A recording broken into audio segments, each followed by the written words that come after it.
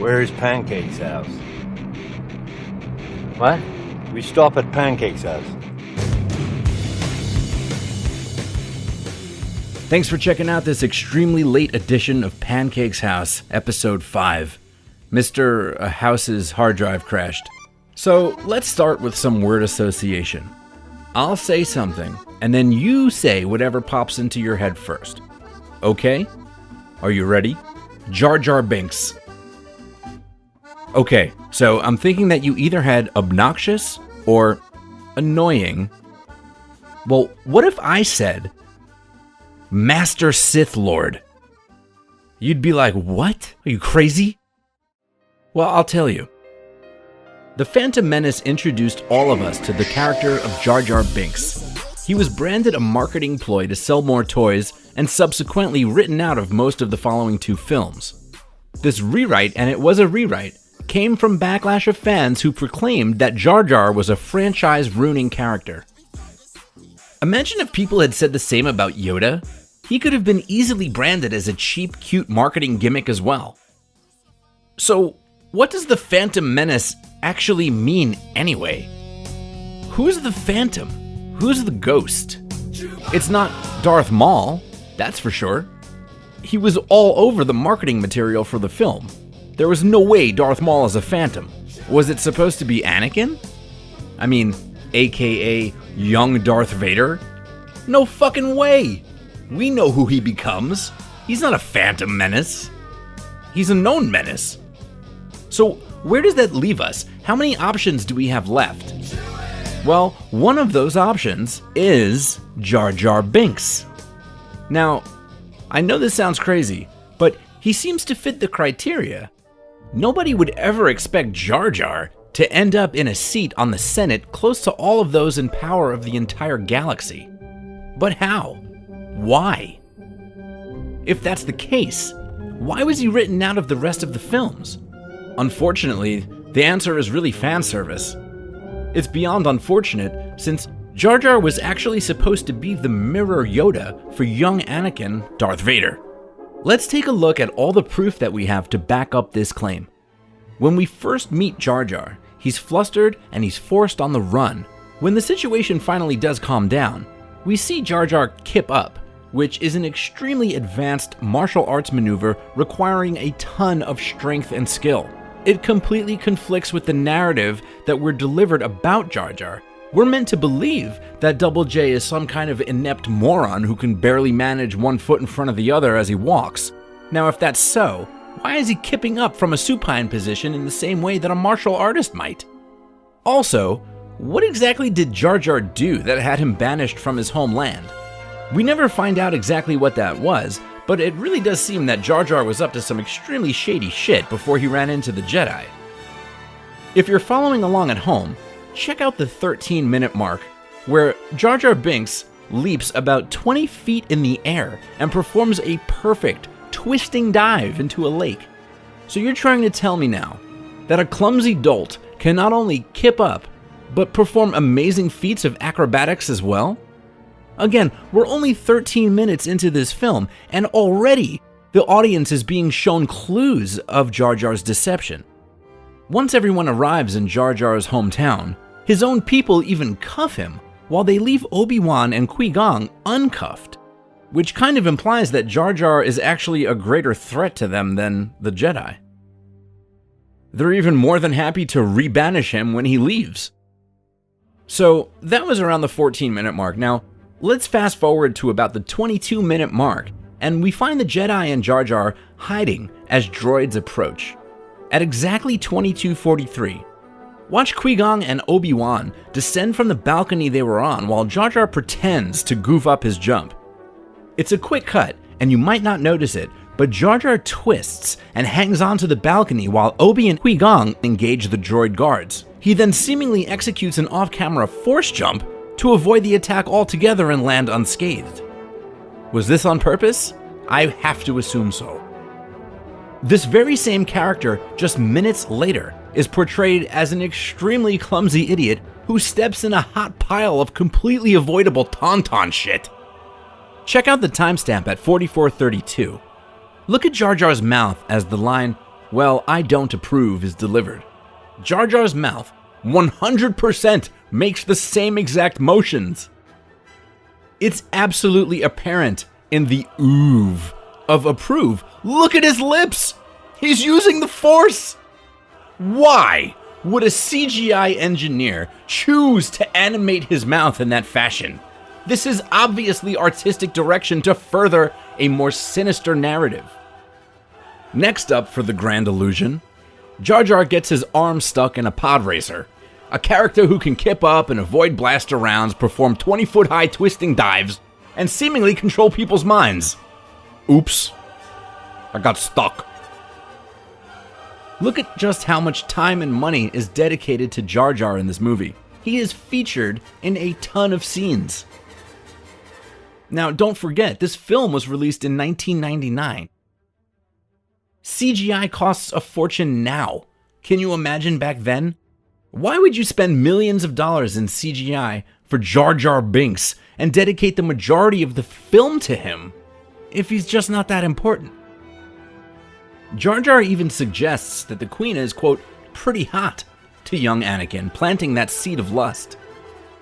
There's also plenty of cutaways to Jar Jar for no other reason than simply to alert you of his presence.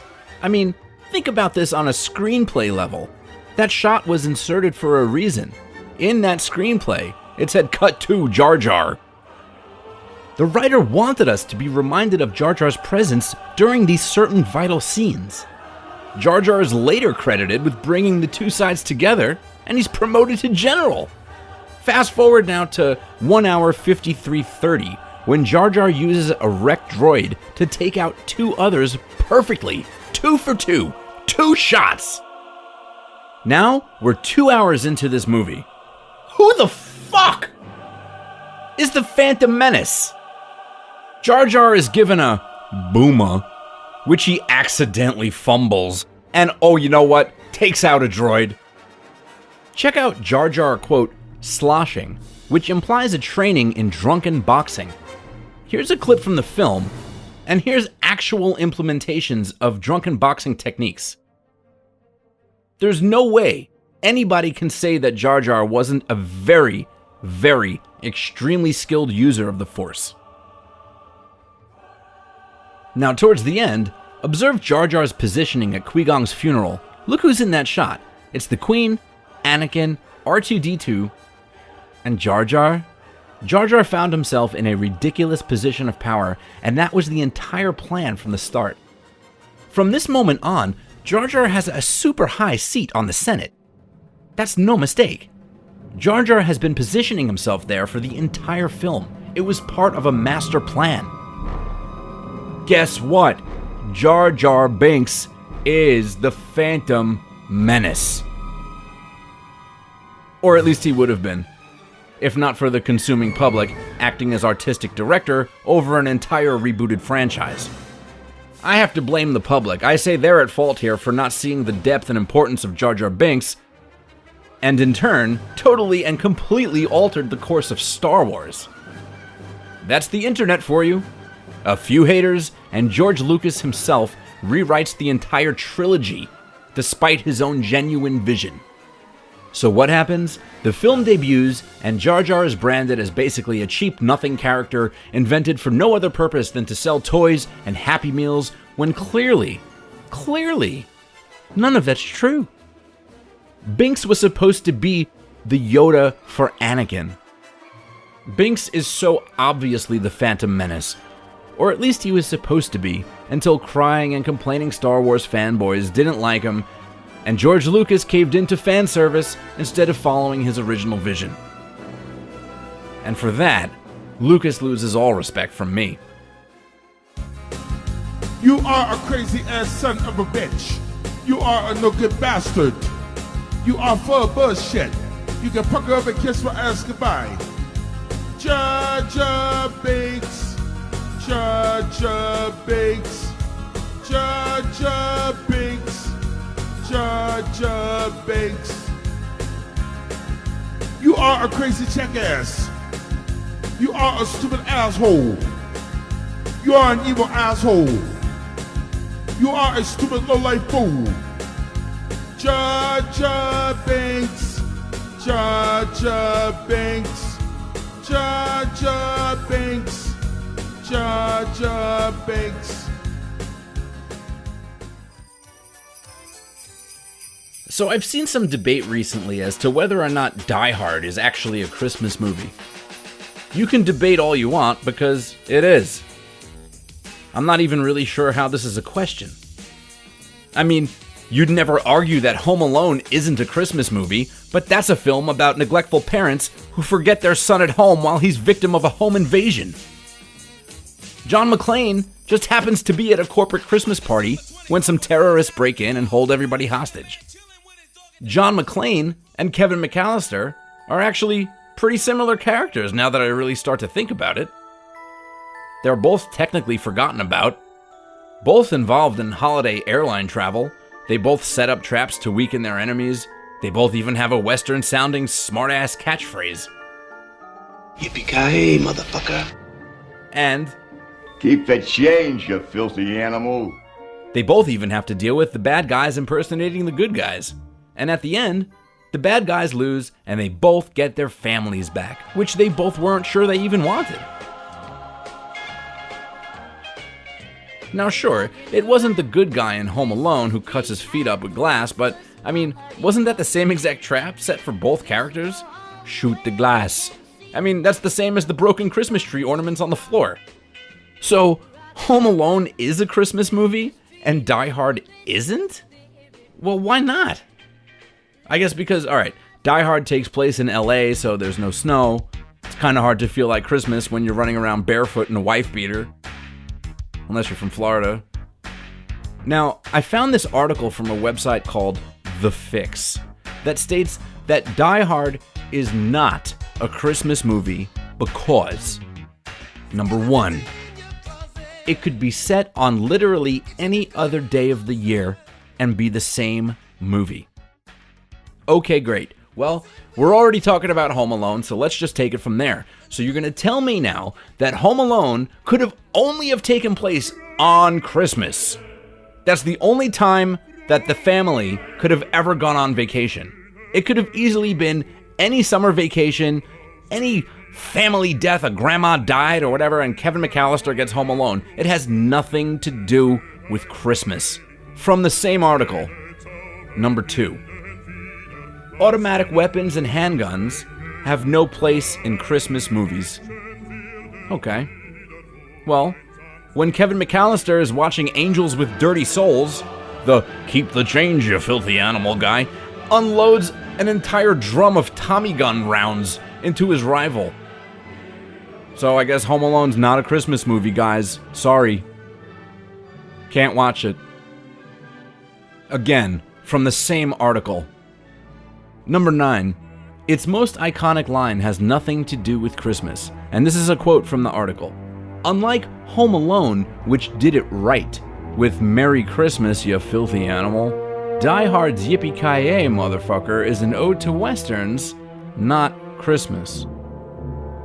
Now, I'm sorry, but didn't the guy get fucked in the face with an iron in Home Alone? Didn't that same guy take a 4-inch nail into the foot? This logic is just not adding up. Die Hard has every single right to be a Christmas movie. Who hasn't dealt with the frustration of holiday travel, going to a holiday party that you'd really just not rather be at? Could Die Hard take place at any other time? Sure, I suppose, but it's the holiday pretext that gives John his charm. John McClane wants Holly back, he wants his family back, and he takes his Christmas breaks to do so. It's no secret he wants her back. He immediately hates himself for acting like a complete asshole and arguing with Holly while he's changing. Christmas of 1988 is how John McClane is going to reconnect with his family. What better time for something like that? How dare anybody say that Die Hard isn't a Christmas movie? Just because what? There isn't a tense dinner table scene? So now I have to ask, what does make a Christmas film? What are the prerequisites needed? I mean, I would definitely call Bill Murray's Scrooged a Christmas movie, and that has a shotgun in it, so firearms cannot declassify a Christmas movie. I mean, come on, one of the main plot devices of A Christmas Story is a fucking gun. Don't even try to tell me that A Christmas Story isn't a Christmas movie. Fuck you. I've been to that house. It's in Cleveland, and you can pay $5 to park on the Bumpus' front lawn. Is it redemption? Does a character need to go on a self-reflection mission to come out as a better person on the other side? I mean, that's like every movie. That's not really specifically tied to Christmas. I'm pretty sure that National Lampoon's Christmas is a Christmas movie. Am I supposed to say that a Christmas movie can't make fun of dementia? We can't set old men on fire in a Christmas movie? A separate article that I found says that a Christmas movie has to be released around Christmas. It says that Die Hard doesn't qualify because it was released in July.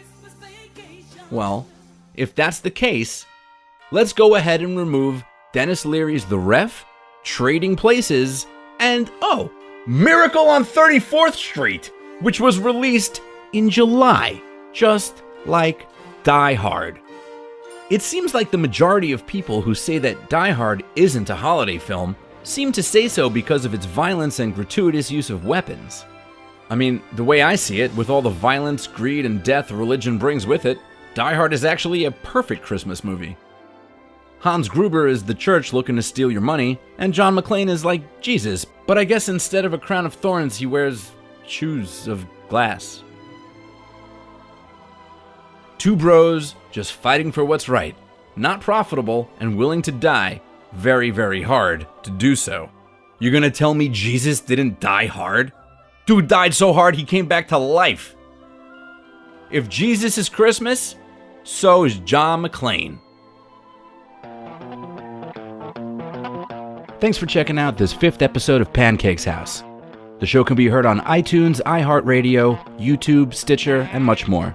Be sure to check me out on Patreon at patreon.com/pancakeshouse and check out the brand new Pancakes House shop at pancakeshouse.bigcartel.com.